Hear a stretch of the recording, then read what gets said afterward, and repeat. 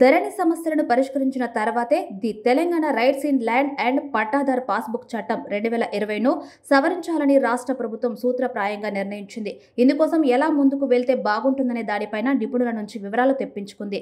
Title guarantee ఇచ్చేలా సమగ్ర revenue చట్టంగా ప్రస్తుతం ఉన్న చట్టాన్ని మార్చాలని సర్కారు భావిస్తుంది. అయితే ఈ చట్ట సవరణ కంటే ముందు లక్షల సంఖ్యలో ధోరణిలో పెండింగ్లో ఉన్న అప్లికేషన్లను పరిష్కరించడంతో పాటు ఇప్పటికే ధరణిలో పలుమార్లు రిజెక్ట్ అయిన భూ సమస్యల అప్లికేషన్లను ఎలా క్లియర్ చేయాలనే దానిపైనే ఫోకస్ పెట్టింది. కాంగ్రెస్ ప్రభుత్వం గ్రామం, మండలాల వారీగా ఎక్కడ ఏ రైతు ఏ సమస్యపై ధరణిలో అప్లై చేసుకున్నారో తెలుసుకొని మండలాల వారీగా సమస్యలకు పరిష్కారం చూపాలని భావిస్తుంది.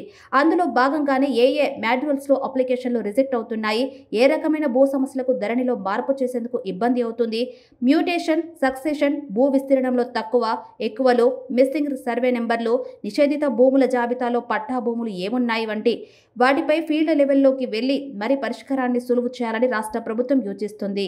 ధరణి వల్ల రైతులు తీవ్ర ఇబ్బందులు ఎదుర్కొంటున్నారని, ఎలాంటి వివాదాలు లేకుండా భూమాత పోర్టల్ను తీసుకువస్తామని ఎన్నికల్లో కాంగ్రెస్ హామీ ఇచ్చింది. అందుకు తగ్గట్టుగా ముందుకు సాగుతున్నది.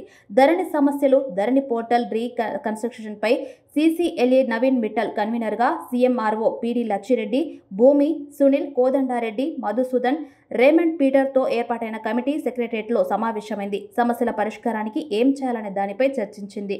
ప్రధానంగా గ్రామాల్లోని సామాన్య రైతులు ధరణి విషయంలో పడుతున్న ఇబ్బందులు పరిష్కారం చూపడంపై దృష్టి సారించింది. ప్రస్తుతం ధరణిలో దాదాపు 2.5 లక్షల అప్లికేషన్లు ప్రాసెస్లో ఉన్నాయి. ముందుగా వీటన్నిటికీ పరిష్కారం ఎట్లా చూపించాలనే దానిపై రాష్ట్ర ప్రభుత్వానికి కమిటీ సిఫార్సులు చేయనుంది. ధరణి పోర్టల్లో ఎప్పటికప్పుడు మార్పులు చేసి అప్లికేషన్లకు అప్రూవల్ ఇస్తే ఎలా ఉంటుందనే దానిపై కమిటీ చర్చించింది. ఎంతకీ తెగని భూముల పంచాయతీ విషయంలో ఎలా ముందుకు వెళ్లాలనే దానిపై కూడా త్వరలోని కమిటీ పలు సూచనలు చేయనుంది. కోర్టుకు కేసులు ఎలాంటి సమస్యలు వెళ్లనున్నాయనే దానిపైన కమిటీ సమావేశంలో చర్చించారు. ధరణి సాఫ్ట్వేర్ ఏమిటి, ధరణిలో ఇప్పటి వరకు జరిగిన మార్పులు, చేర్పులపైన కమిటీ సమగ్రంగా రిపోర్టు తెప్పించుకొని ప్రభుత్వానికి సిఫార్సులు చేయనుంది. ధరణి వచ్చిన తర్వాత అటు ఇటు అయిన ప్రభుత్వ భూములు, అసెంట్, భూదాన్, అటవీ, వక్ఫ్, దేవాదాయ భూములపై కమిటీ దృష్టి సారించనుంది. అలా ఎన్ని భూములు పట్టాలుగా మారాయి, ఎవరెవరికి దేని ప్రకారం చేశారనే దాన్ని కమిటీ పరిశీలించి ప్రభుత్వానికి రిపోర్ట్ ఇవ్వనుంది. అదే సమయంలో పట్టా భూములుగా ఉండాల్సిన రైతుల భూములు ఏవి తప్పుగా నమోదయ్యాయి, నిషేధిత జాబితాలో ఏమున్నాయో వాటిపైన దృష్టి పెట్టనుంది.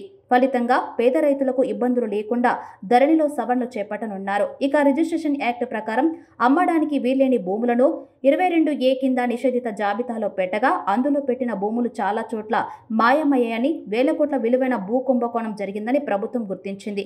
ఇంకోవైపు కొత్తగా ఏర్పాటైన ధరణి కమిటీ ముందున్న ప్రధాన సమస్యల్లో నిషేధిత జాబితా భూములే కీలకంగా మారాయి. ధరణి రికార్డుల ప్రకారం నిషేధిత జాబితాలో చేరిన రైతుల పట్టా భూములను తిరిగి వారి పేరిట రికార్డు చేయడమే పెద్ద సవాల్గా మారనుంది.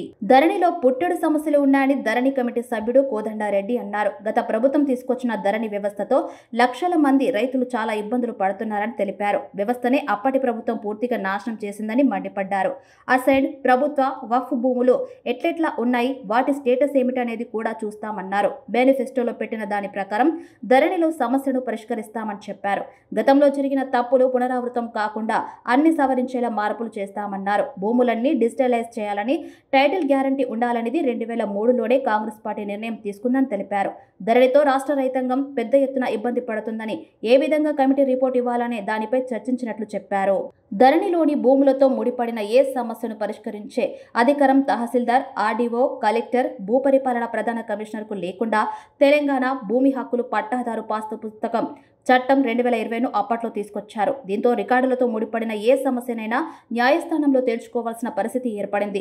ఇట్లా కోర్టులో ధరణి విషయంలో ఏకంగా 2 లక్షలకు పైగా కేసులు పడ్డాయి. దీంతో కోర్టుకు వెళ్లకుండా నెలలు, ఏళ్ల తరబడి సమస్యను జటిలం చేయకుండా అప్పీల్స్కు అవకాశం ఇచ్చేలా మార్పులు చేయాలని ప్రభుత్వం భావిస్తుంది.